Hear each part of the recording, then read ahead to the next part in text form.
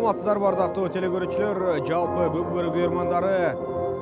Бардыңыздарга ассаламу алейкум дейбиз. Бүгүн Ош Талас ынтымагы мелдешинин алкагындагы экинчи беттеш башталганы турат. Бакай Ата жана Кара Суу командаларынын ортосундагы кызыктуу оюнга жалпыңыздарды чакырып өтмөкчүбүз. Мен мыктымын деген, мен күчтүүмүн деген облустун райондорунун өкүлдөрү, оюнчулары бири-бирине каршы кезгелишет. Төлөйкөн ат майданында. Төлөйкөн Кичи районунда жайгашкан дал ушул ат майданында беттештер орун алууда. Эң кызыктуу оюндардын күбөсү болуңуздар демекчибиз.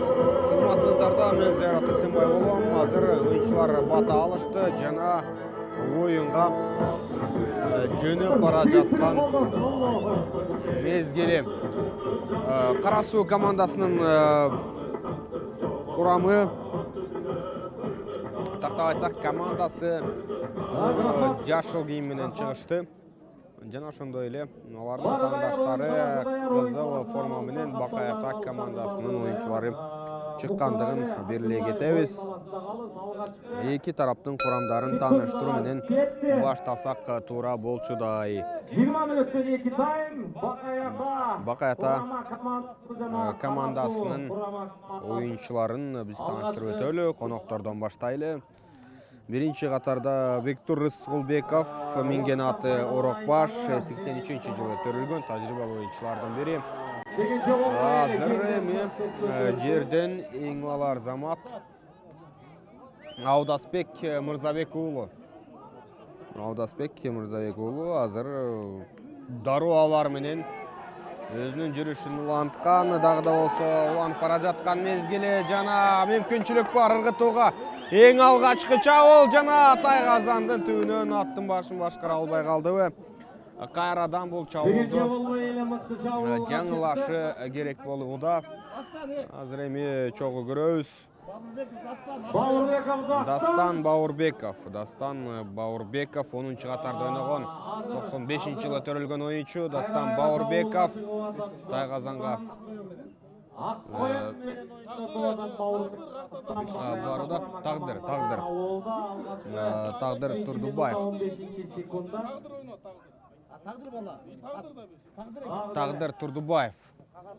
Тагдыр Турдубаев. Азыр кулак менен Бакай Ата районунун акими Чолпон Акеңердин атынан Ак коён менен 2000 сом. азыр оюн жүргүзүп жаткан мезгили Ак коён менен Чолпон Акеңердин атынан дагы да болсо 2000 сом.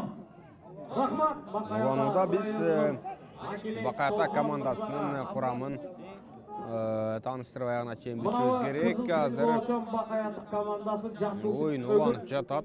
Кара Суу командасы жана Аудасбек Мырзабек уулу ынтымак командасынын оюнчусу, негизи клубдук деңгээлде азыр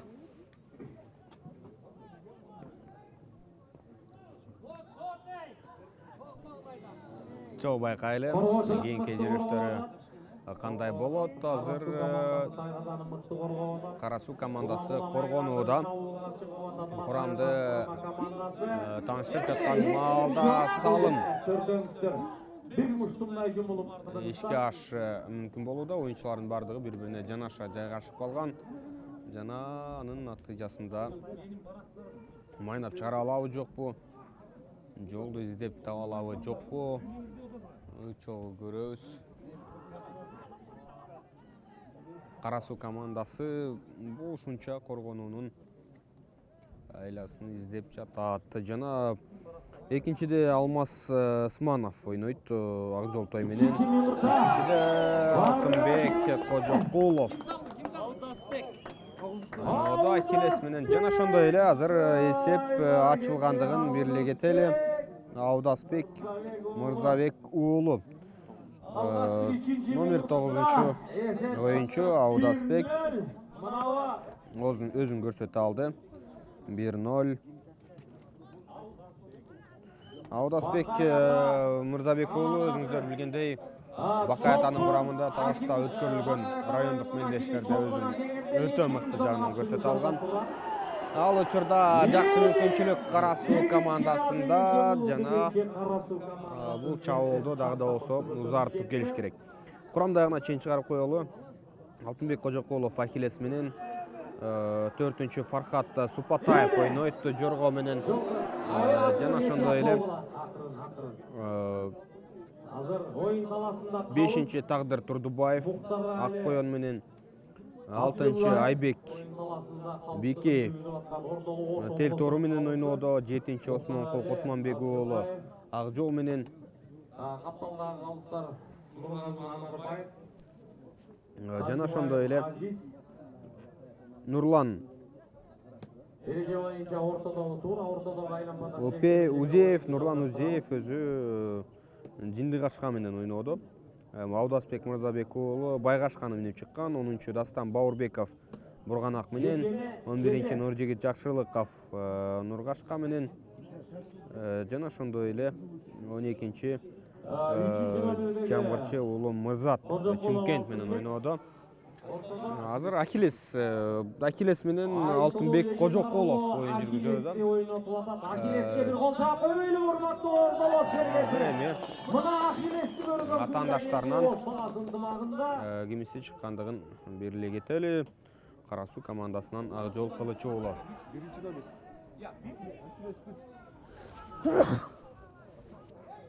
Ак Жол Кылычы уулу. Кара Суу командасынан оюн жүргүзүүдө. Жекеме-жекеде ал 1-чи катар санда ойнойт. 2-чи Манат Борошов ойноодо Хан менен. Көз алдында ирмегенде үлгүртпөстөн алып. Жана ошондой эле 3-чү Манас Ормонов Туман менен, Плутон менен оюн жүргүзүүдө. Тактап айтсак 4-чү Толкун Жейналиев Пуля менен, 5-чи Автандил Маликов Карагер менен оюн жүргүзүүдө. Жана ошондой эле 6-чы Кабыл Тойчубаев Жердегашка, 7-чи Телек Кадырбек уулу Ракета менен. Жана ошондой эле 8-чи Усман Абдинияз уулу Браслет менен Кара Суу командасында жакшы чабуу мүмкүнчүлүгү бар жана тайгазанга ыргытылган улак азыр өтө бийик ыргытылды, бирок алдын тосуп чыккан коргоочу өзүңүздөр көргөндөй андан ары жолду буруп кеткен. Ал учурда мына эми Бакай ата командасынын Тайгазанынын түбүндө окуя уланып жатат. Салымдарга болушунча жол издеп жаткан мезгили. Чогуу көрөбүз. Ишке ашыра алабы? Жокпу? 7-чи Телек Кадырбек уулу ойнойт Ракета менен. Аны тааныштырып өттүк. Абдинияз уулу Усманды дагы тааныштырып өттүк. Эгерде эки команда тең-тең чыга турган болсо, аутка чыгып кетти. Жол болду Арапбай уулу чагылган менен, Нургазы Абибилла уулу Эсеп саны 1-0. Нуртажис менен, жана ошондой эле 11-чи Ильяс Камаледин уулу Неймар менен ойнойт. 12-чи Санжар Салманов Рамас менен оюн жүргүзүүдө. Курамды тааныштырып бүткөнчө эле 1-чи таймдын жарымы келип калды. Азыр эми чогуу көрөлү. Жекеме-жекедеги иш-аракеттер уланууда. Биз тааныган Ахиллес ортодо. Жана ошондой эле Кара Суу командасынан жол болду Арапбай уулу чагылган менен чыккандыгын белгилей кетели. Эми жекеме-жекеде Ахиллеске каршы туруу чындыгында оңой эмес. 6-чы номердеги Өлкөдөгү номер 1-чи катардын алдыңкысы жана Кутманбек уулу Осмонкул деген жабыл. Ахиллести минген Алтынбек Кожокулов ийгиликтүү болду. Алтынбек Кожокулов андан ары Тайгазанга жакындап бара жаткан мезгили 2-3 оюнчу бири-бирине жанаша жайгаша алган жок азыр. Кара Суу командасы коргонууда. буга чейин алар чабуулга барып көрүштү. Бирок ал чабуулда ыргытуу кооз болду дагы атаандаштары коргонуп калууга жетишкен. Азыр Ахиллес талаадан кетти. Анын кийинки оюнчу кирип келүүдө. Дегенче болбой Кийинки оюнчу кирип келүүдө жана Кутманбекул Осмон кул өзүңүздөр 7-нчи көргөндөй номердеги Бакаята курама командасынын көпкөрүүчүсү 91-жылкы чапканаты Акжол. 8-нчи номердеги Азыр чабуу көрөлү. 91-жылкы чапканаты Жекеме жекеде жүрүш уланат. Аудасбек 95-жылкы чапканаты Байгашка. 10-нчы номердеги Баурбек Абдастан 95-жылкы Жекеме жекеде иш-аракеттер уланууда жана белгилегет эле азыр жана ошондой эле 12-нчи номердеги Мырзат Жамгырчы уулу. Мырзат Жамгырчы уулу Чымкент. жана ошондой эле Бакаята Кара Суу командасынан капитаны Рыскулбеков. Кара Суу командасынан Эми Акжол Кылыч уулу Чыйгашка менен оюн жүргүзүүдө. Чыйгашка менен жекеме жекеде убакыттан пайдаланып команданын капитаны Кылыч уулу Акжол Бакаята командасынан биз айтып өткөндөй Чымкент менен оюн жүргүзүүдө Жамгырчы уулу Мырзат айлампадан чыгышты. 91-жылкы чапканаты Хан Айлампадан чыгып андан ары аутту көздөй жөнөп кеткендигин байкоодобуз. 3-нчи номердеги Ормонов Манас. Манас десек эле биздин ардактуу фаворитибиз Манас эске келет. Манастын чоскасы Ормонов Манас 3-нчи номердеги 86-жылкы чапканаты. Азыр эми жекеме жекеде Плутон эки 4-нчи тарап номердеги Женалиев Толкун 94-жылкы Дастан Баурбеков Борганак менен чыкты жана андан ары айлампадан сыртка чыгып кеткендигин байкоодобуз. 88-жылкы чапканаты Дагы да болсо улантууда жана Бакаята командасынан Аудасбек Мырзабек уулу. Аудасбек Мырзабек уулу 9-нчу номердеги оюнчу чабуулда өзүн көрсөтүүгө болушунча жол издеп жатат. Аудасбек буга чейин улакты ыргыткан оюнчу жана аны атаандаштары болушунча эки тарабынан кысып жетип келишти. Бирок Кытай казан түбүндө Камалидин уулу Ильяс уланып 93-жылкы жаткан чапканаты Неймар 12-нчи номердеги Салманов коргонуусу Санжар кандай деңгээлде болот чогуу көрөбүз. Кайрадан чабуулду узартып андан кийин келүүгө жол издеп жатат. Менимче ак коёнду минип алган Аудас. Курама командасы оң такымга басып алып ойнотуп атат. Аудасбек Мырзабек уулу 9-нчу номер өзара Мырзабек уулу Аудасбек баягы эле Аудасбек атсалышууда жана анын артынан өзүңүздөр көргөндөй Кара Суунун Санжар Салманов аттуу оюнчусу түшүп алган. Коргоочулар бийигирээк көтөрүлүп келүүдө. Бул чабуулдун башталыш стадиясынан токтотуу аракетин көрүп жатат. Аудасбек Мырзабек уулу дагы да болсо улакты бербей жол издеп жатат. Аудасбек Мырзабек уулу негизинен Есеп саны азырынча 1-0. мыктылардын катарында. Районунун акими Чолпон Акеңерден азыркы салган улагыңарга 2000 сом капчыгыңыздарда турат. Кудай буйрса Бакаята районуна Жакшы мүмкүнчүлүк бар жана Тайгазан бош жана экинчи салым. Экинчи салым Тайгазанда 12-нчи мүнөттө Аудасбек Мырзабек уулу. Аудасбек бош жергеси мындай сүрөп койсок болобу? Аудасбек Мырзабек уулу Мейман доспуз. командасынын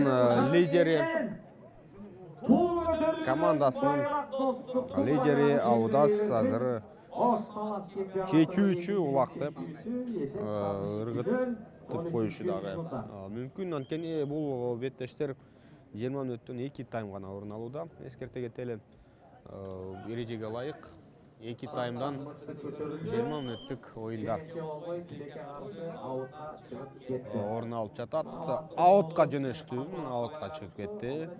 Командалар Төлөйкөн ат майданында өтүп жаткан көз жоосун алган Беттештер жашыл, кызыл кийимчен. Көк бөлүүчүлөр айтып атат. Таластын оюнчулары. Азыр эми. Катуу сүрүтпөй. Катуу сүрөөнү алып коюп атабыз өздөрүнүн өздөрү. Азыр эми. Өзүңүздөр көргөндөй. Тамаша кылалы. Ахиллес ортодо. Мына күйөрмандардын мыкты деңгээли таласта болсо, күйөрмандардын ынтымагы ош жергеси барбы? Ал учурда жекеде оюнчулар салышат азыр бири ортого таштап берүү үчүн. Эгерде баягы эле Ахиллес жана анын үстүндө Алтынбек Кожокулов оюн жүргүзүп жаткан мезгили. Жана ошондой эле жана атаандаштарынан биринчи номердеги Акжол Кылыч уулу чыйгашка менен чыгууда.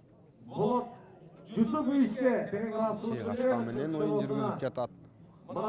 Жана Ахиллес атаандашына эми жол бербестен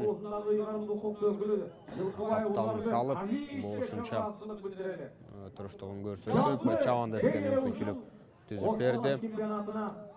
Ынтымак чемпионатына мисалы алым кошуп аткан бүткүл эр азаматтардын бардыгына ыраазычылык. Жакшы мүмкүнчүлүк бар. Жана кийинки чабуулга азыр Баката командасынын оюнчусу Акжол Алтынбек Кожокулов тактап айтсак бара жаткан жана Тайгазанга жакындап калган мезгилде мүдүрүлдү дагы.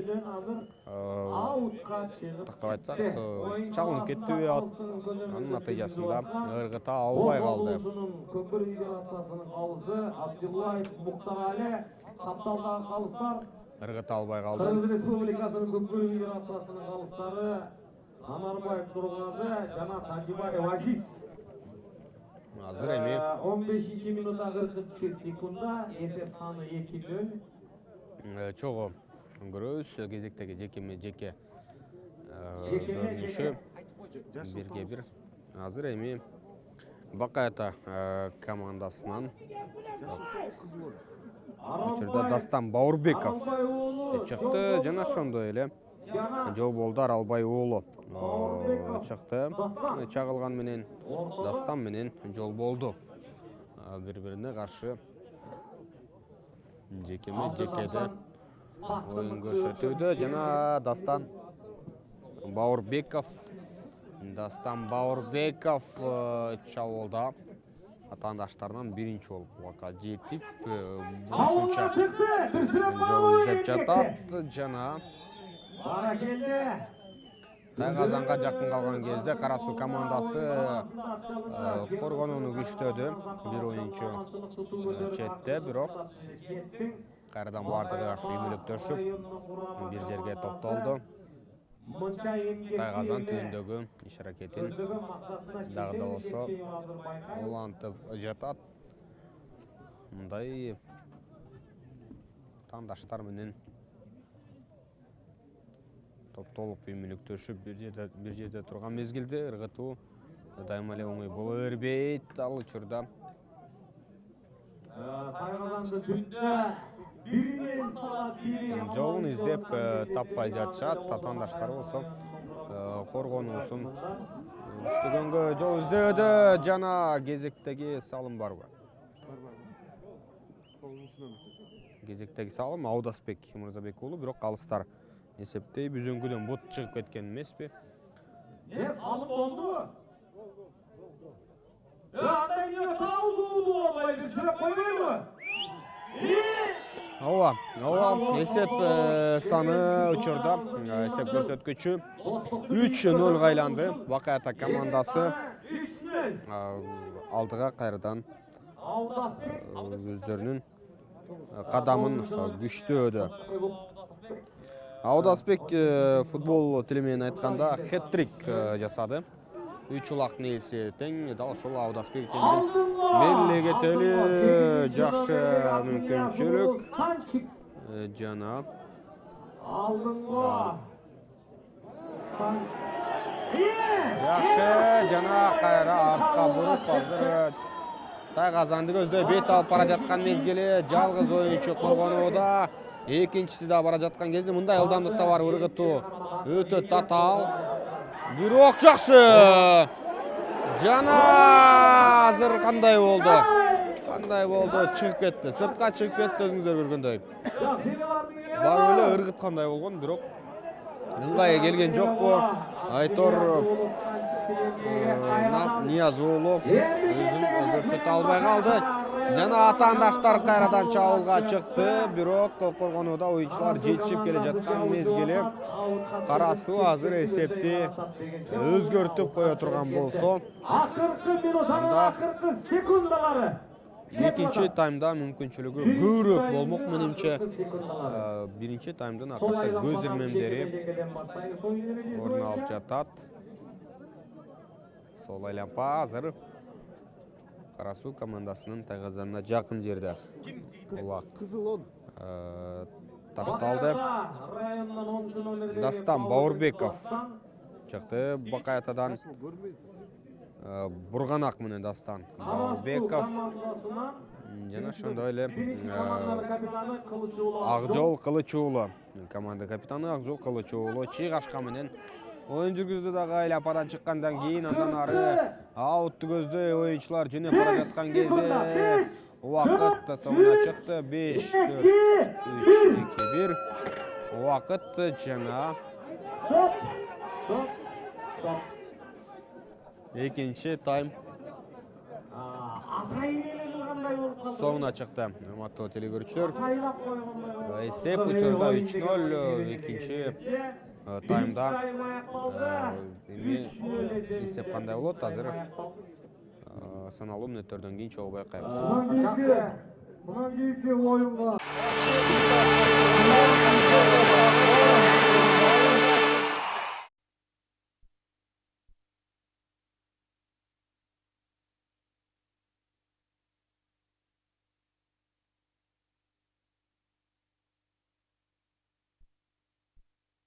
Телекөрүүчүлөр, эсеп учурда 3-0 Бакаята командасы Кара Суу командасын жеңип келүүдө. Жана жеке көрүнүшү чогуу көрөбүз кандай болот.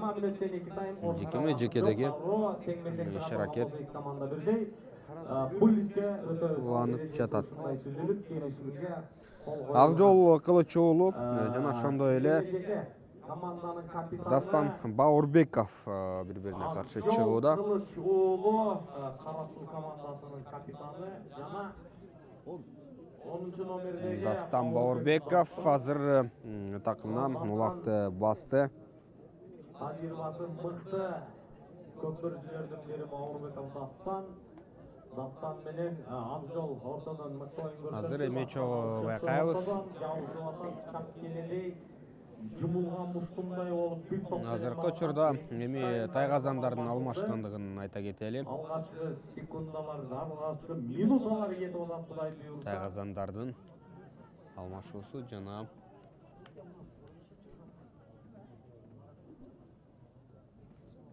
азыр чогуу көрөлү.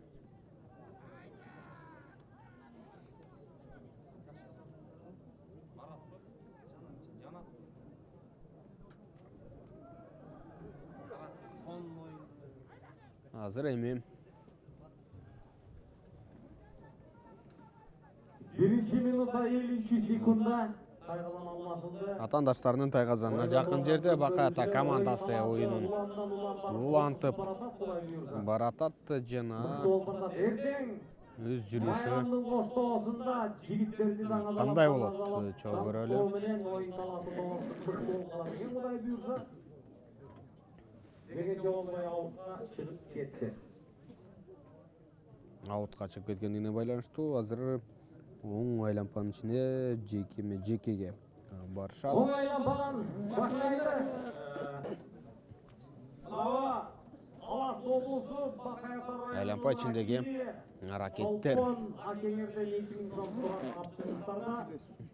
Мынау Кара Суулук. Азыр эми биле кетели Бакаята командасынан Алтынбек Кожокулов Ахиллес менен кирип келди. Легендарлуу Ахиллес бул бөрүнүн жүзү. Жер Жана ошондой эле Акжол Кылыч уулу Кара Суу командасынан кирип оюн жүргүзүүдө. Жекеме жекеде азыр Акжол Кылыч уулу Алтынбек Кожокуловдон бошунча улакты тартып алуунун жолун издеп жатат.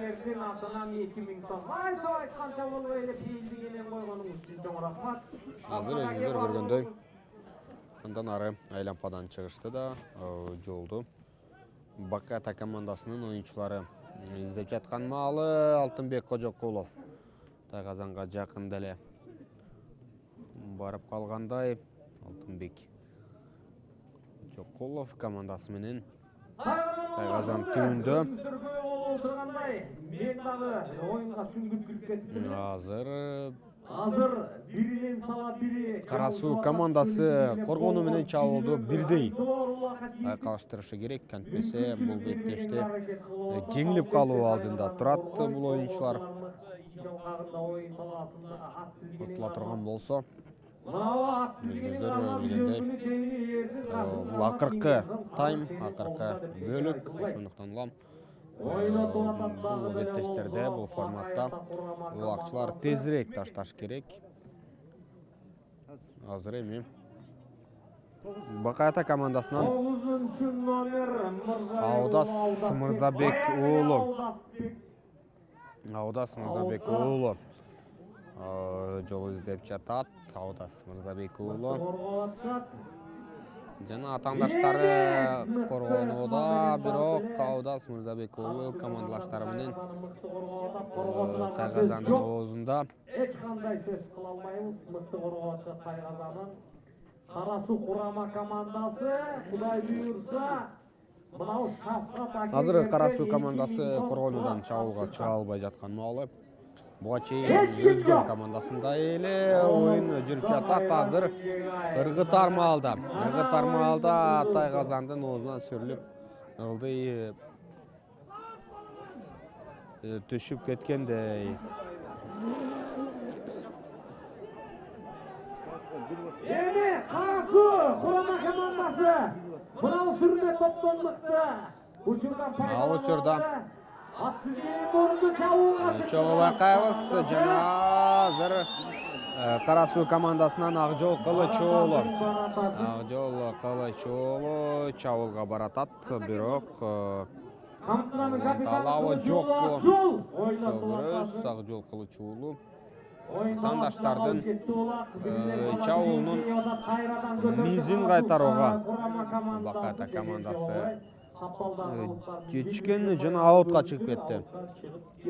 Аутка чыгып кетишти. Ага байланыштуу азыр жеке сол айлампада уланат Бакаятанын Тайгазанын түбүндө. Кулаңыздарга алтын сырга жанагы 2000 сомдун ишаккагынан азыр эми Кара Суу командасына Фуркат айылынын 89-жылкы жигиттеринин атынан 2000 сом. Фуркат айылы барсыңарбы? Бар экенсиңерге бар болгула 89-жылкы көпүр буйрмандары жигиттерлеринин атынан дагы 2000 сом. Азыр эми бериле кетели кийинки 89-жылкы Фуркат айылынын оюнчулардын кирешин Дастан Бауырбеков чабуулга баратат жана жакшы мүмкүнчүлүк бар. Атаандаштарынан үзүлдү. Суурулуп чыкты, Тайгазанга жакын келди дагы кезектеги салым, бирок улак сүрүлүп барып Тайгазанда сыртка түшкөндүгүн көрүүдөбүз. Бирок андан ары өтө укмуш. 5-катарда ойногон Тагдыр Турдубаев өтө кооз түрдө салды. Силкип Тайгазанга ыргытты дагы. Эсепти 4-0 айландырууда. Жаза өткөн 5-номердеги Тагдыр оюнду өзүңүздөр көргөндөй 4-0 айландырды. 4-0. Есеп саны Есеп эми саны 4-нөл Чамдагылар. Бакаятанын пайдасына дагы да сөздөрдү. Бул чоң үстөмдүк. Фуркат Атаандаштары айылынын кандай жолду издеп табар болду экен? жигиттердин атынан 2 Карасуу миң сом турат. командасы кандай айла амалды издеп табат, чогуу көрөлү. 8-минута.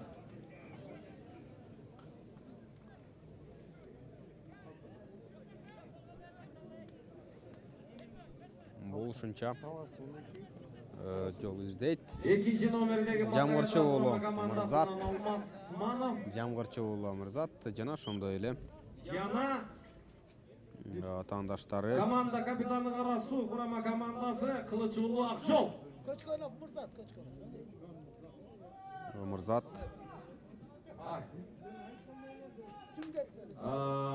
Бакаята Бектур кечиресиңер. Рыскулбеков Бектур. Бакаята командасынан учурда Бектур Рыскулбеков кирди. Жекеме-жекеге Эме жана ошондой эле атаандаштары өзүн көрсөтүүгө мыкты болушунча кылам менен чыкты ортодон. жол издеп жатат. Мыкты кылам менен чыкты. Айлампадан сыртка чыгышты дагы. Чабуулга чыкты. Бакаята курама командасы Азыр эми кийинки жүрүш жана кезектеги соңку 9-минута 30-секунд. көрүүдөбүз. Бакаята командасынын оюнчусу Айбек Бекеев. Азыр эми Кутманбек уулу Осмонкул 91-жылкы ишке эсеп ашырды. саны Эсеп көрсөткүчү 5-0 айлангандыгын бирлей кетели. Айбек Бекеевдин салымы.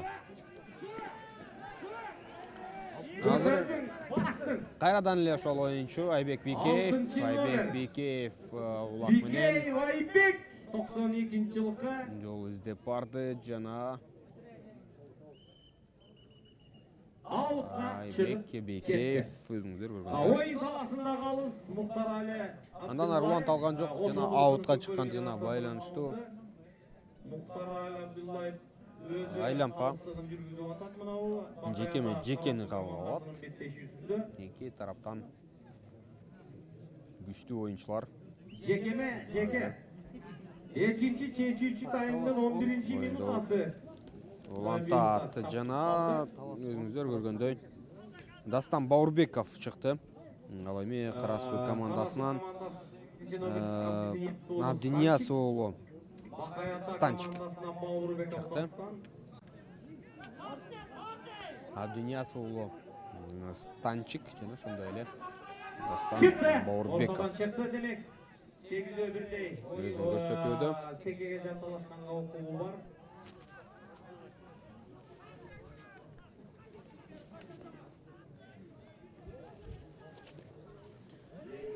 Андан ары жолдорун издеп болушунча чабуулга чыгуу. Мындан кийин Манас Айласын көрүүдө. Салам алейк командасы дайын болгула. Текени даярдай бериңиздер. Экинчи чечүүчү таймдын 12-минутасын чапчып калды убакыт. Экинчи таймда болгону 8 мүнөттөй убакыт бар. Демек, бул беттеште жеңүүчү аныкталып калды окшойт. Мухтар Али Абдуллаев Мында кыска мүнөттө эсепти теңип кетүү дээрлик мүмкүн эмес. Андыктан азыр эми чогуу көрөлү. Карасуу командасы өздөрүнүн Судиналарга атты. даярдаган ыкмаларын ишке ашыра алабы, чабуулдарын, комбинациялык жүрүштөрүн аткара алабы, жокпу? Чогуу көрөбүз. Дастан Баурбеков Üçüncü bettеши ортодо буюрса азыр оюн таласына Манас жана Акжол Кылыч уулу. Салам алейк командасы беттешет. Акжол Кылыч уулу Дастан Дастан Баурбеков ортодо. Кудай буюрса дайынбыз. Ош талас ынтымагы Мынабы егеменді өз қолымыздағы тақдырды қармап тұрған Азыр өлкөбүз ордолоо жекеден андан ары чыгышты дагы азыр чогуу көрөбүз. 13-нчи жүрүшүн кетти.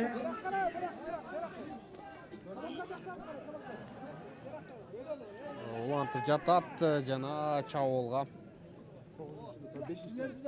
чыгууга азыр жолду издеп. Турдубаев Тагдыр Турдубаев жүрөт. Тагдыр Турдубаев бир салымдын ээси болгондугун белгилей кетели. Тагдыр Турдубаев Тайгазандын түбүнө жакындап барды. 13-нчи минутта 45-секундда азыр Жапакаята райондун курама командасы чабуулда. Кара суу командасынын Тайгазан дөйүндө алжа-булжа оюн кызуу жүрүүдө.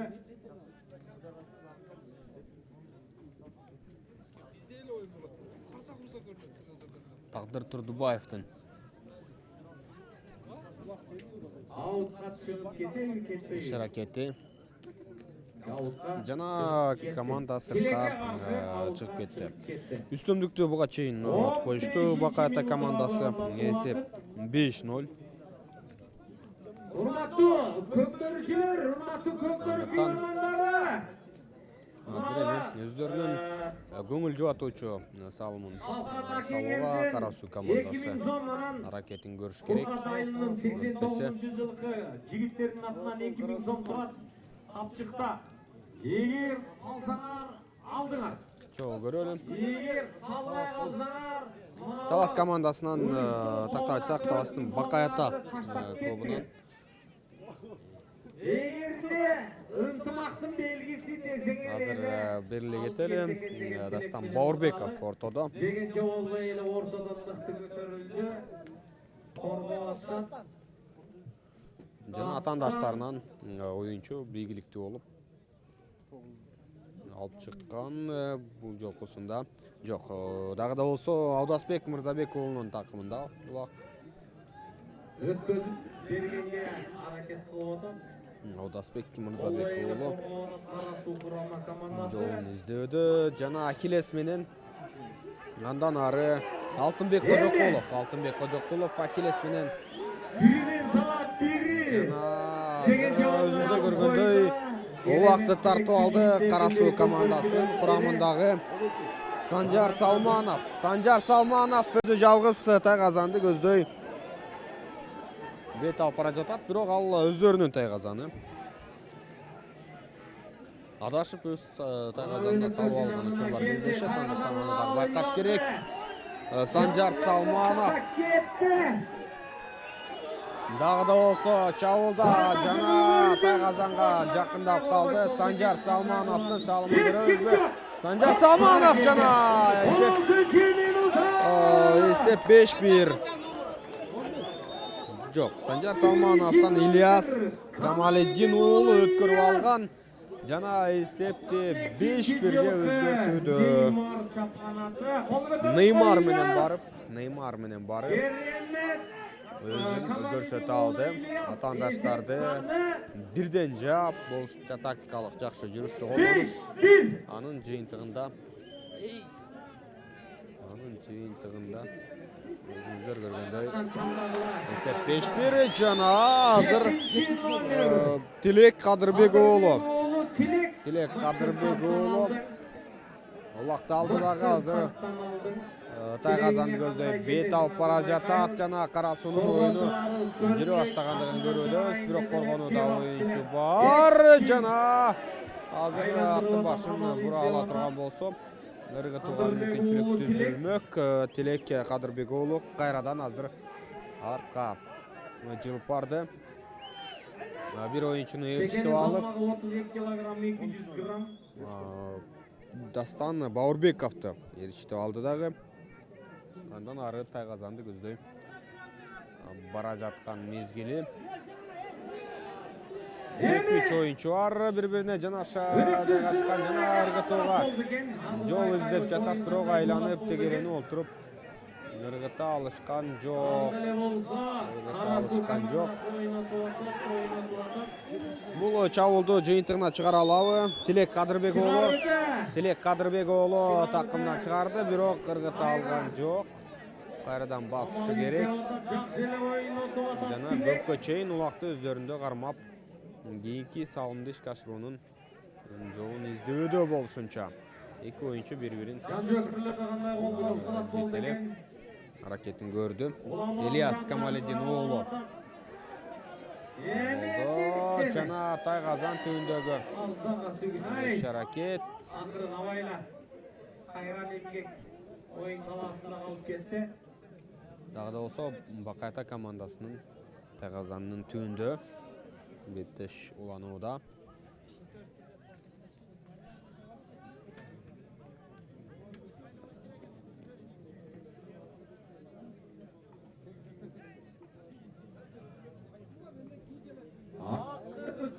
Акыркы минуталар. Минута.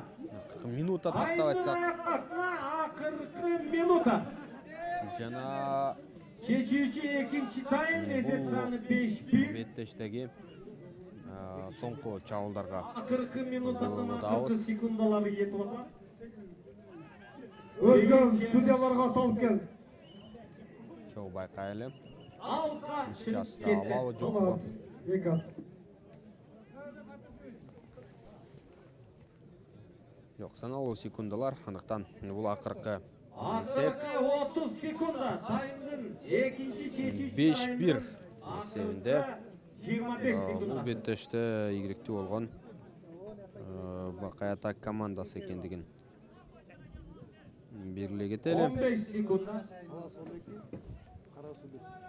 Азыр Акжол 10 Кылычуулу секунда. жана ошондой эле атаандаштарынан Бакайтадан кирген 5, Мырзат, бирок азыр 4, 3, убакыт 2, соңуна чыкты. Урматтуу телекөрүүчүлөр, эсеп көрсөткүчү 5-1 эсебинде 5-1 жана Бакайта жеңүүчү аталды. Кызматыңыздарда Özgen Кайрат bir Эсенбай болдум. судьяларга аталып кел. Спорт каналы менен Жаныш. бирге болуңуздар. Keçkir otasını attı. 5, Komandanın başçısı Canış. Atlap gelip koymayısın bunu o жерге.